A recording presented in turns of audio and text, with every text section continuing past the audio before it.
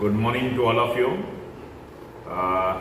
देखिए, मैं रामजी गुप्ता आज फिर एक बार आपके सामने अपने नेक्स्ट इस वीडियो के माध्यम से।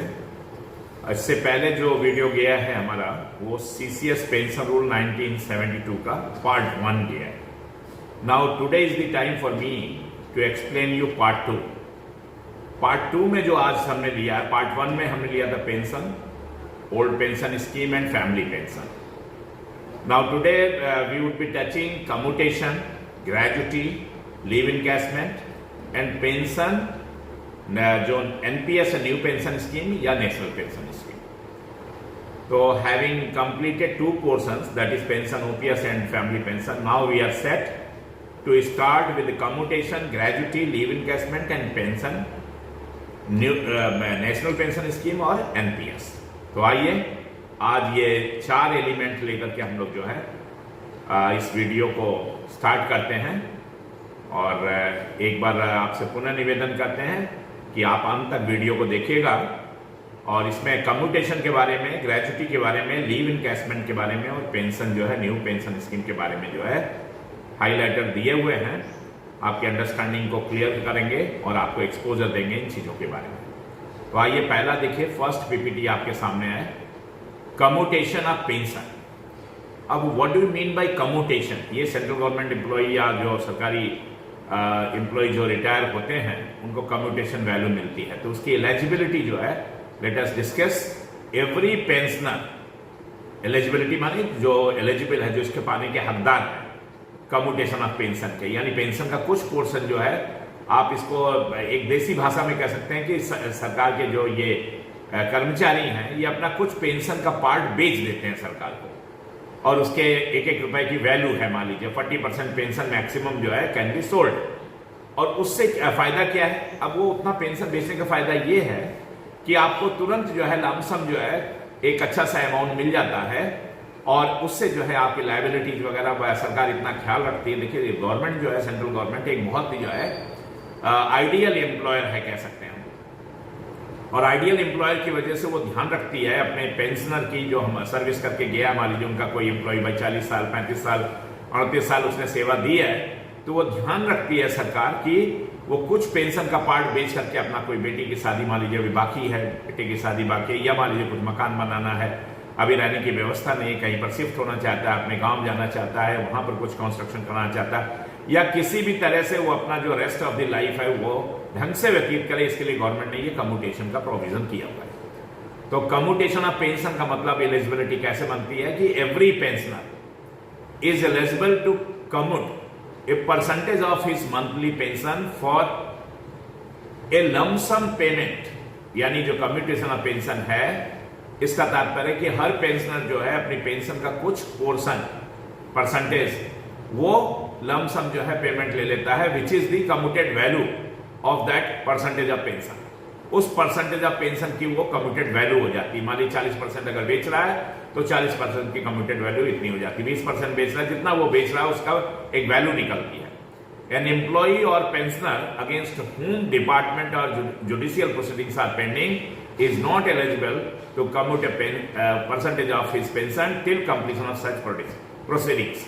अब देखिए, इसमें एक रूल और है, रूल 4 और 5 जो अपेंडिक्स 1 है सीसीएस पेंशन रूल 1972 में, उसमें ये दिया हुआ है कि अगर किसी एम्प्लॉइज के अगेंस्ट में ये जो हमारा पेंशन पे जा रहा है, सुपरएनुएट हो रहा है, अगर उसके अगेंस्ट में कोई जुडिशियल इंक्वायरी चल रही है, कोई डिपार्टमेंटल जुडिशियल प्रोसीडिंग्स वगैरह, कोई चाहे डिपार्टमेंटल हो चाहे जुडिशियल हो, कोर्ट केस कोई चल रहा है, तो वो एलिजिबल नहीं है तब तक अपनी पेंशन के कुछ परसेंटेज को कमिट कराने का, जब तक कि वो प्रोसीडिंग्स ओवर नहीं हो जाती है। तो ये चीज जो है थोड़ा सा विशेष है।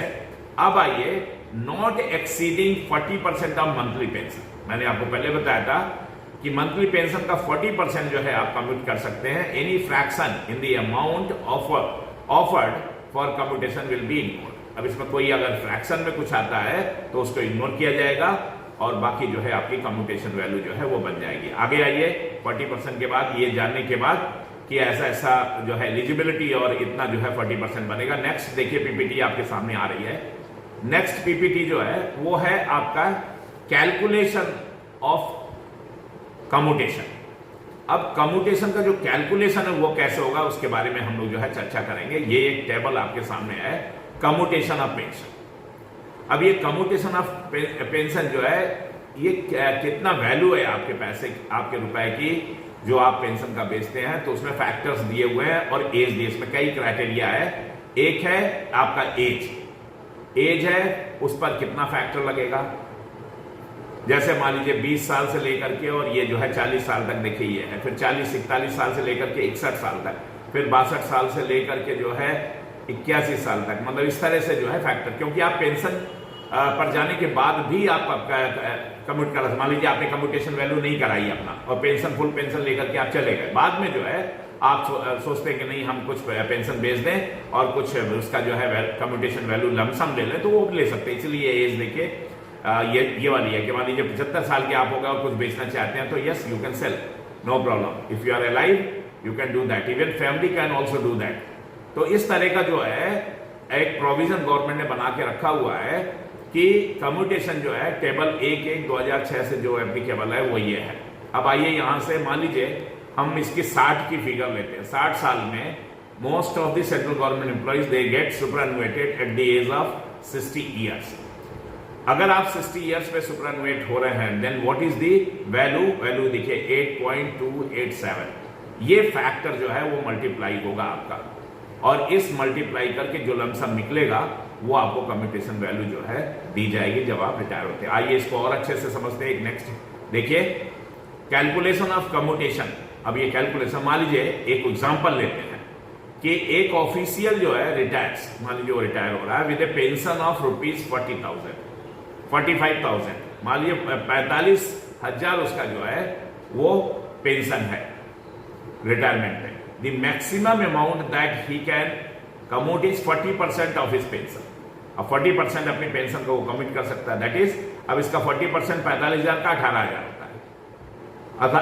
अगर फ्रैक्शन को इग्नोर, अगर कोई फ्रैक्शन आता है तो उसको इग्नोर करते हैं, यानी पूरा अमाउंट लेते हैं, तो 18,000 जो है उसकी आता है पेंशन जो है 40%। The commutation amount will be as follows according to his age, next birthday. अब एज का जो नेक्स्ट बर्थडे है, जैसे अब फॉर एग्जाम्पल मान लीजिए कि अगर वो जो है एज ऑन नेक्स्ट बर्थडे, आपकी जो नेक्स्ट बर्थडे आएगी वो 45 साल की अगर आप हो रहे हैं, तो आपकी जो है कम्यूटेशन वैल्यू एज पर टेबल है वो 8.996। तो 18,000 मल्टीप्लाई बाई 8.996 और 12 मंथ्स का, 12 मंथ्स जो है वो पूरा इसमें मिलेगा, एक साल का जो है पूरा मिलता है, तो वो मल्टीप्लाई करके ये 19,43,000 इतना हो जाएगा आपकी कम्यूटेशन जो है वैल्यू, अमाउंट टोटल इतना मिलेगा। अगर मान लीजिए आप सीधा आ जाइए, आपका जो है 60 पे आप रिटायर हुए, तो नेक्स्ट डेट ऑफ बर्थ जो आपकी होगी, मान लीजिए नेक्स्ट डेट ऑफ बर्थ जो है वो आपकी जो है 61 जब होगी तो उस पर 8.194, तो आपको जो वैल्यू मिलेगी यानी 18,000 मल्टीप्लाइड बाई 8.194 इंटू 12, तो it is going to be 17,69,904। तो like that we have to calculate commutation value. तो calculation of commutation value is going to be like this कि जो नेक्स्ट बर्थडे जब आएगा to his next age next birthday पर, तो जितना आपका नेक्स्ट बर्थडे जो है आप 61 ईयर के हो जाएंगे रिटायरमेंट के बाद, तो ये जो है मान लीजिए आपके जो है से फॉर एग्जांपल आप 15 जून को आपके 60 साल हो गया, तो आप 31 तारीख को 30 तारीख को आप रिटायर हो गए 30 जून को। अब 30 जून को रिटायर हुए, नेक्स्ट डेट ऑफ बर्थ पर जो है आप 61 साल के हो जाएंगे, तो ये कम्यूटेशन वैल्यू आपको 8.194 multiplied by 12 and 18,000 is the 40% of your pension. तो इस तरह से आपको इतना अमाउंट लमसम जो है मिल जाएगा तुरंत। तो मेरे ख्याल से ये चीज क्लियर हो गई होगी। आगे आइए, calculation of commutation value still continuous. देखिए कैसे, अब मान लीजिए an official retires with a pension of 45,000 जो आपने लिया है formula, the maximum amount that he can commute is 40% of his pension, that is 18,000 ignoring fraction. अब the commutation amount will be as follows according to his age next birthday. अब pension after commutation basic जो है आपका 45,000 है, 18,000 उसमें minus हो गया, 27,000 जो है आपका ये बेसिक जो है ये पेंशन आपकी रहेगी। इसमें जो है जो है डियरनेस रिलीफ जो है वो मिलेगा, यानी वो तो पूरे पे मिलेगा 45,000 पे। जो डियरनेस आपको महंगाई भत्ता मिलता है वो बेचने के बाद भी, पेंशन तो आपकी 27,000 हुई, लेकिन डियरनेस अलाउंस आपको 45,000 पे मिलेगा, वो पूरा मिलता रहेगा। और जैसे जैसे और सेंट्रल गवर्नमेंट जो working serving central government employees है उनका जैसे जैसे बढ़ता रहता है, वैसे पेंशनर्स का उनका डियरनेस अलाउंस कहते हैं, और जो रिटायर्ड है उनका डियरनेस रिलीफ कहते हैं। तो इस तरह से जो है इसमें डीआर लगेगा, और डीआर लग करके जो टोटल पेंशन बनेगी ये आपको मिलती रहेगी, एंड इट विल कंटिन्यू जब तक कि आप जो है 75 साल के नहीं हो जाए, यानी 15 साल तक ये अमाउंट जो है ये आपका इस तरह से जो है रहता है। मान लीजिए ये जो 18,000 है ये फ्रीज हो गया है, मान लीजिए इसकी वैल्यू आपने ले लिया है, तो 15 साल बाद जो है ये फिर जो है रिकूप हो जाएगा, यानी 15 साल के बाद when you are at the age of 75, ये अमाउंट जो है again it will come back to your pension, it will be added to your pension after your completion of 75 years of age. तो this selling of commutation value is going to be for 15 years, 15 साल तक आप इसको बेच सकते हैं, and you will continue with that lump sum amount. और 15 साल बाद जो है फिर आपको 15 साल तक 27,000, और इसके बाद फिर आपकी ये जोड़ करके जो है 45,000 हो गया, और डीआर तो आपको बराबर मिल ही रहा है पूरे पर 45,000 पर। तो ये सिचुएशन जो है कम्यूटेशन वैल्यू की है। मेरे ख्याल से ये चीज आपको क्लियर हो गई होगी। अब आइए आपको नेक्स्ट पीपीटी है हमारा ग्रेचुटी। अब ये जो सर्विस ग्रेचुटी है ये क्या चीज है, तो सर्विस देखिए, सर्विस ग्रेचुटी तीन प्रकार की होती है, एक तो सर्विस ग्रेचुटी, एक रिटायरमेंट ग्रेचुटी, एक डेथ ग्रेचुटी। तो 3 तरह की ग्रेचुटी है। अब इन ग्रेचुटी का क्या कंसेप्ट है आइए हम समझते हैं। सर्विस ग्रेचुटी क्या है? पहला, no pension is admissible to a permanent employee who retires before completion of 10 years qualifying service. तो अगर 10 years क्वालिफाइंग सर्विस आपकी नहीं हुई है, उससे पहले किसी कारण से आप रिटायरमेंट लेते हैं, तो आपको कोई भी पेंशन नहीं मिलेगी, no pension. No pension is admissible to a permanent employee who retires before completion of 10 years qualifying service. यानी क्वालिफाइंग सर्विस का कैलकुलेशन जब करते हैं, अगर वो 10 years नहीं है and you are getting retired prior to that particular completion of 10 years of service, qualifying service, then तो आपको पेंशन नहीं मिलेगी। Instead a lump sum payment known as service gratuity, आपको एक लमसम अमाउंट मिल जाएगी जिसे कि सर्विस ग्रेचुटी कहते हैं। तो उसका क्या रेट है? रेट है half months emoluments for every completed 6 monthly period of qualifying service. यानी हाफ मंथ्स इमोलमेंट, यानी आधे महीने की जो आपका इमोलमेंट से तनख्वाह है, for every completed 6 monthly period of qualifying service. मान लीजिए आपने 7 साल क्वालिफाइंग सर्विस किया, तो यानी 14 जो है 14 जो है वो कंप्लीटेड 6 monthly पीरियड है 14। तो 14 मल्टीप्लाइड बाई जो है आपका हाफ ऑफ दी जो मंथली एमोलमेंट्स है, उसमें जो है 14 विल बी मल्टीप्लाइड। तो एमोलमेंट्स में क्या है? एमोलमेंट्स का कंसेप्ट क्या है? ये पूरा जो सैलरी या एमोलमेंट्स है उसमें बेसिक पे है, डीए है और एनपी है। अगर जो है एनपी आपको मिलता है, नॉन प्रैक्टिसिंग अलाउंस वगैरह डॉक्टरों को मिलता है, तो मान लीजिए एनपीए फैक्टर तो सबके लिए नहीं है, लेकिन बेसिक पे डीए है। तो बेसिक पे और डीए ये दोनों लेकर के ये हमारा टोटल एमोलमेंट है, उसका 50% कर दिया, हाफ कर दिया, तो आधे महीने की हमारी एमोलमेंट्स हो गया है, सैलरी हुआ है, वो आधे महीने की जो सैलरी है उसमें मल्टीप्लाई करेगा। 7 साल जो है तो 14 जो है हाफ या 6 monthly या जो है 6 monthly period of qualifying service हुआ, 14 नंबर। 7 साल में 14 हुए 6 महीने के, तो वो मल्टीप्लाई होंगे। देखिए उसका कैलकुलेशन कैसे करेंगे, आइए समझते हैं इस सर्विस ग्रेचुटी को, और फिर आगे बढ़ते हैं रिटायरमेंट ग्रेचुटी की तरफ। अब retirement gratuity is admissible to all employees who retire after completion of 5 years of qualifying service.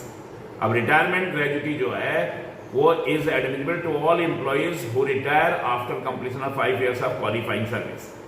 तो जो रिटायरमेंट ग्रेचुटी है वो सर्विस ग्रेचुटी हो गई जो 10 साल से कम है, और रिटायरमेंट ग्रेचुटी है is admissible to all employees who retire after completion of 5 years of qualifying service. तो जब 5 साल की क्वालिफाइंग सर्विस हो गई उसके बाद रिटायर होते हैं, तो they are going to get retirement gratuity. तो रेट क्या? 1/4 months emolument for every completed 6 monthly period of qualifying service. अब जितनी भी क्वालिफाइंग सर्विस है उसका जो है उसमें 6 monthly पीरियड कितने हैं, और मल्टीप्लाइड बाई 1/4। तो जैसे जो है मैक्सिमम जो है 16.5, इसमें मैक्सिमम 16.5 महीने का मिलता है। 16.5 महीने का जो है वो आपको ग्रेजुटी मिलता है। दिस इज द मैक्सिमम इमॉल्यूमेंट, और 20 लाख की सीलिंग लगाई हुई गवर्नमेंट ने, या 20 लाख रुपए, उससे ज्यादा नहीं। तो इमॉल्यूमेंट्स में वही बेसिक प्लस डीए। अब सर्विस ग्रेजुटी इज जो है is in addition to retirement gratuity admissible to those who have completed 5 years qualifying service. अब जिन्होंने 5 years क्वालिफाइंग सर्विस कंप्लीट कर लिया है उनको जो है सर्विस ग्रेजुटी भी मिलेगी और रिटायरमेंट ग्रेजुटी भी मिलेगी। और जो 5 साल पूरा नहीं है किए हुए उनको only they will get only retirement 5 साल से कम में सर्विस ग्रेजुटी उन्हें मिलेगी, उन्हें they will not get retirement gratuity. तो इस तरह का कंसेप्ट है। तो service gratuity is in addition to retirement gratuity admissible to those who have completed 5 years qualifying service, but less than 10 years है। लेस देन 10 years में जो है ये कंसेप्ट है। अब आइए नेक्स्ट है आपकी जो डेथ ग्रेजुटी जो है। Death gratuity is admissible in case of death in service of an employee. अगर एम्प्लॉय की जो है डेथ होती है तो फैमिली को जो है वो पेमेंट होगी डेथ ग्रेजुटी की। उसका रेट क्या है? उसका रेट है लेंथ ऑफ सर्विस और रेट ऑफ डेथ ग्रेजुटी। तो इसमें जो है फॉर्मूला ये है, इमॉल्यूमेंट्स का तो वही है, बेसिक पे प्लस डीए। और अगर अब सर्विस की लेंथ कितनी है? लेस देन 1 year है, मान लीजिए लेस देन 1 year है तो डेथ ग्रेजुटी का क्या क्या कंसेप्ट है? 2 into monthly emoluments. 2 into monthly, 1 year है तो 2 into मंथली इमॉल्यूमेंट, जो मंथली इमॉल्यूमेंट्स है उसमें 2 का गुणा हो जाएगा। 1 year और more but less then 5 years है। अगर 1 year और मोर अगर सर्विस है बट लेस देन 5 years तो 6 into मंथली इमॉल्यूमेंट्स। 6 से गुणा कर देंगे, 6 into मंथली इमॉल्यूमेंट्स। अब 5 years और more but less then 11 years है, 5 साल से ज्यादा सर्विस है लेकिन 11 years से कम है और डेथ हो गई है, तो फैमिली को 12 into मंथली इमॉल्यूमेंट्स, 12 साल और मल्टीप्लाई होगा मंथली इमॉल्यूमेंट्स आपका। इसी तरह से नेक्स्ट टेबल देखिए, 11 years और more but less then 20 years, 11 साल से ज्यादा और 20 साल से कम है तो 20 into मंथली इमॉल्यूमेंट्स, यानी 20 का गुणा हो जाएगा। अगर 11 साल से ज्यादा है और 20 साल से कम है तो आपको जो है 20 into मंथली इमॉल्यूमेंट जो आपका है वो डेथ ग्रेजुटी के रूप में फैमिली को मिलेगा। और 20 years और मोर अगर है मान लीजिए आपकी सर्विस, तो जो है ये आपको जो है इसका जो फॉर्मूला है वो इस तरह से मिलेगा कि ये 1/2 half 1/2 months emoluments for every completed 6 monthly period of qualifying service. अब every completed 6 monthly of qualifying service का लेकिन मैक्सिमम कितना है? 33 टाइम्स ऑफ इमॉल्यूमेंट्स, 33 यानी 33 वो 16.5 महीने, 33 जो है वो हाफ मंथली है, हाफ 6 monthly जो है 33 का मतलब 16.5। मैक्सिमम जो है वो 20 साल से अगर ज्यादा है तो 16.5 महीने का आपका जो है वो मिलेगा, ग्रेजुटी मिलेगी, डेथ ग्रेजुटी। अगर डेथ हो जाती है तो वो डेथ ग्रेजुटी नहीं मिलेगी। तो मेरे ख्याल से ये कंसेप्ट क्लियर हुआ। डेथ ग्रेजुटी जो है इस तरह से कैलकुलेट होगी, लेंथ ऑफ सर्विस के ऊपर कितनी सर्विस हुई है, और बाकी जो है इससे पहले जो है retirement gratuity is admissible to all employees who retire after completion of 5 years of qualifying service. जिनकी हो जाती है तो उनको जो है रिटायरमेंट ग्रेजुटी मिलेगी और इसका जो है मैक्सिमम 20 लाख है, 16.5 लाख। और सर्विस ग्रेजुटी जिनका जो है जिनको पेंशन नहीं मिलती, ये लोगों को तो पेंशन भी मिलेगी लेकिन सर्विस ग्रेजुटी जिनको मिलेगी उनको पेंशन नहीं मिलेगी। इसका मतलब कि no pension is admissible to a permanent employee who retires before completion of 10 years qualifying service. 10 years की क्वालिफाइंग सर्विस अभी नहीं हुई है, उससे पहले जो है अगर कोई रिटायर हो जाता तो he will get service gratuity, एक लम सम अमाउंट आपको मिल जाएगा, half months emoluments for every completed 6 monthly period of qualifying service. मान लीजिए जो है 10 साल पूरे नहीं हुए हैं तो पेंशन मिलेगी नहीं, 7 साल पूरे हुए हैं तो 7 दूनी 14 और बाकी जो है हाफ ऑफ दी मंथ्स इमॉल्यूमेंट्स। तो बेसिक पे प्लस डीए इन दोनों का जो है अमाउंट में आधा हो जाएगा और मल्टीप्लाई बाई 14 इफ 7 years की आपकी जो है सर्विस है and you are just getting out due to any reason you are getting retirement लेते हैं अपनी तरफ से या सरकार की तरफ से कुछ भी, क्योंकि ये सुपरएनुएशन तो आपका एज पे ही होता है और रिटायरमेंट आप कभी भी ले सकते हैं, that is up to you. अब जो है ये रिटायरमेंट ग्रेजुटी जो है is admissible to all employees who retire after completion of 5 years of qualifying service. अब 5 साल पूरा अगर हो गया क्वालिफाइंग सर्विस तो 5 साल से कम है तो ये रिटायरमेंट ग्रेजुटी नहीं मिलेगी, लेकिन 5 साल से ऊपर है तो he will get retirement gratuity also in addition to the service gratuity. तो रिटायरमेंट ग्रेजुटी क्या है? 1/4 month emolument for every completed 6 monthly period of qualifying service. और ये मैक्सिमम जो है 16.5 जो है, मैक्सिमम 16.5 है, और यह इमोलमेंट जो है इसकी सीलिंग लगाई हुई गवर्नमेंट ने 20 lakhs। तो 20 लाख तक जो है जिसने भी 5 साल से ऊपर सर्विस कर लिया है they all deserve for retirement gratuity. और उसका कैलकुलेशन इस तरह से करेंगे, but there is a ceiling of 20 lakhs and calculation is going to be like this. Maximum जो है आपको 16.5 महीने की जो है वो तनख्वाह मिलती है, अर्थात जो है 33 विल बी दी मल्टीप्लायर। 1/, अगर मान लीजिए उसको किया तो वो 16.5 जो है मतलब 33 हो गया, वो रहेगा। तो ये जो है रेट ऑफ रिटायरमेंट ग्रेजुटी। और डेथ ग्रेजुटी जो है डबल हो जाती है, क्योंकि उसमें हाफ है, 1/2 है, 1/2 months emoluments for every completed 6 month थी, तो वो डबल हो जाती है एक तरह से डेथ ग्रेजुटी। तो इस तरह से जो है ये ग्रेजुटी का कंसेप्ट है। आइए अब आगे बढ़ते हैं मेरे इस रिपीटिशन के साथ।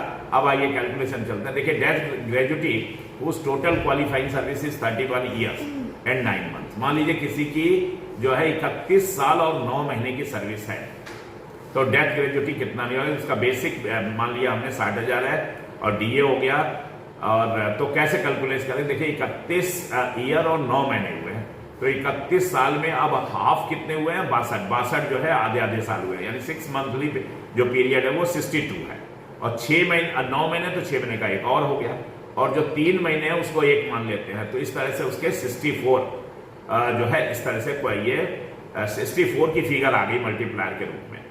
अब नियम क्या है? डेथ ग्रेजुटी का नियम है कि जो इमोलमेंट है, टोटल इमोलमेंट है, तो उसका death gratuity 1/2 into completed 6 month and इमोलमेंट्स।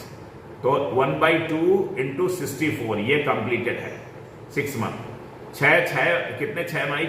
6 माह का पीरियड कंप्लीट किया हुआ 64, और वो मल्टीप्लाई करेंगे इसको जो है 7, 6, 8 जो हमारे 60,000 है, बाकी डीए हो गया, और इसको जो है बेसिक प्लस डीए, तो डीए जोड़ करके जो है टोटल इमोलमेंट मान लीजिए 76,800 है, तो इसको मल्टीप्लाई करेंगे, दिस कम्स टू 24,57,600। लेकिन नियम है कि जो ये 20 लाख से ज्यादा नहीं हो सकती, तो 20 लाख जो है 20 lakhs जो है death gratuity shall be paid to the family.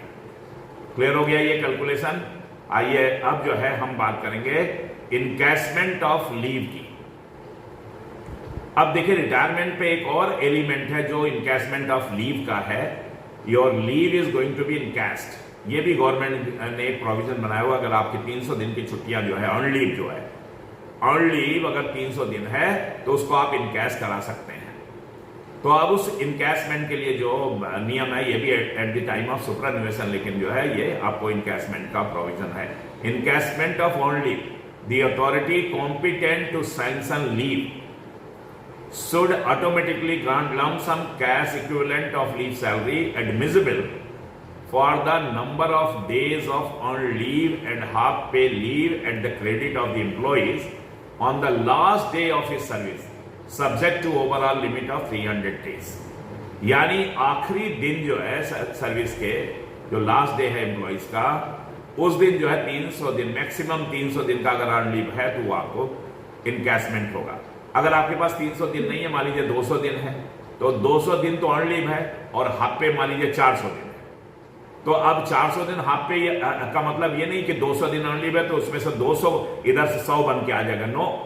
फिर 200 दिन का ईएल और 100 दिन, आपका 100 दिन उधर से आ जाएगा एचपीएल, तो 300 दिन हो जाएगा, यानी आपको 50 दिन का जो है लॉस होगा, 50 डेज का, यानी 200 दिन का तो फुल पे मिलेगा आपको जो ईएल है, और वो जो 100 इधर से आया है और 300 की फिगर कंप्लीट है, तो वो 100 क्या आया है? एचपीएल आया है। वो एचपीएल का मतलब है हाफ पे आपको लीव, तो यानी आधी तनख्वाह मिलेगी 100 दिन की, यानी 50 दिन की, यानी आपको 250 दिन का ही पैसा मिलेगा, ना कि आपको 300 दिन का पैसा। 300 दिन का पैसा उसी कंडीशन मिलेगा जब आपको 300 दिन की ईएल है। आपके पास ईएल कम है, एचपीएल से जो है इधर आ रहा है, तो एचपीएल को कम्यूट करके यहां जोड़ने का प्रोविजन नहीं है। एचपीएल आएगा तो बस 300 की फिगर मेंटेन करा देगा। जैसे मान लीजिए आपका जो है 250 है फॉर एग्जाम्पल ईएल, तो यहां से 50 जो है आपका जो है वो आ जाएगा और 25 दिन की पेमेंट आपकी फुल मिलेगी, यानी 275 दिन का आपको पेमेंट है। तो amount payable the lump sum will consist of leave salary and DA only, इसमें लीव सैलरी और डीए रहेगा। It will not include HRA और कोई स्पेशल अलाउंस इसमें नहीं जोड़ेगा। The overall limit for encashment of leave including both earn leave and half pay leave shall not exceed 300 days. ये already explain कर दिया मैंने। To make up this shortfall in earn leave, no commutation of half pay leave shall be admissible. ये rule 39 है leave rule का, तो उसमें जो है कम्यूट करके उसे नहीं जोड़ेंगे। तो मेरे ख्याल कंसेप्ट ये हमने क्लियर कर दिया है आपको कि अगर आपको ईएल है 300 तब तो पूरा मिलेगा, वरना उससे कम है तो एचपीएल जो है रिकूप पूरा नहीं करेगा, वो हाफ पे से खाली 300 की फिगर रिकूप हो जाएगी, तो आधा तनख्वाह आपको मिलेगी। यानी 250 अगर ईएल तो 250 दिन का, और प्लस 50 दिन उधर से एचपीएल आया तो 25 दिन का फुल, यानी 275 दिन का आपको पैसा मिलेगा। आइए इसको इनकैशमेंट ऑफ लीव का जो है मेथड समझ लेते हैं एक बार। Method of calculation, the cash equivalent of leave salary shall be calculated as follows. For earn leave, देखिए अर्न लीव का क्या करते हैं, पे प्लस डीए, और ये 30 से डिवाइड कर दिया इनटू नंबर ऑफ ईयर। एक दिन का आ गया, ये एक दिन का पैसा ऐसे निकालते हैं, पे प्लस डीए और इसको भाग दे देते हैं, डिवाइड कर देते 30 से, एक दिन का पैसा हो, और इसको ईएल जो है जितना 300 दिन है तो एट क्रेडिट उसको मल्टीप्लाई कर देते हैं 300 मैक्सिमम। फॉर एचपीएल लीव पे अगर मान लीजिए ईएल पूरा नहीं एचपीएल है तो HPL plus DA, half pay leave जितना होती है उसमें डीए जोड़ देंगे, ऑब्लिक 30, उसको भी 30 डिवाइड करेंगे, एक दिन का जो है पैसा निकालेंगे और into number of HPL at credit subject to total EL plus HPL at credit not excepting 300 से ज्यादा ना हो। तो एचपीएल का फॉर्मूला है, मानिए 250 दिन है तो 250 दिन ईएल है तो आपका ईएल का ये हो गया फॉर्मूला, और 50 दिन आपने एचपीएल लेके आया तो एचपीएल का फॉर्मूला ये है 50 दिन का, वो ये पैसा अलग है, ये पैसा अलग है, दोनों जोड़ करके आपको लगभग 275 दिन का पैसा मिलेगा। तो ये कंसेप्ट है आपका इनकैशमेंट ऑफ लीव का। आइए इन्हीं शब्दों के साथ ये आज का जो वीडियो ओवर होगा, और मेरा आपसे निवेदन है कि अगर आपको ये वीडियो अच्छे लगते हैं तो कृपया इसको सब्सक्राइब करिए हमारे चैनल को। सर्विस मैटर्स का ये चैनल है और हम इसी तरह से वीडियो लाते रहेंगे सर्विस मैटर्स पे। I have got more than 40 years of experience of dealing with admin, तो I will be telling you so many things related to the service matter. Thank you very much.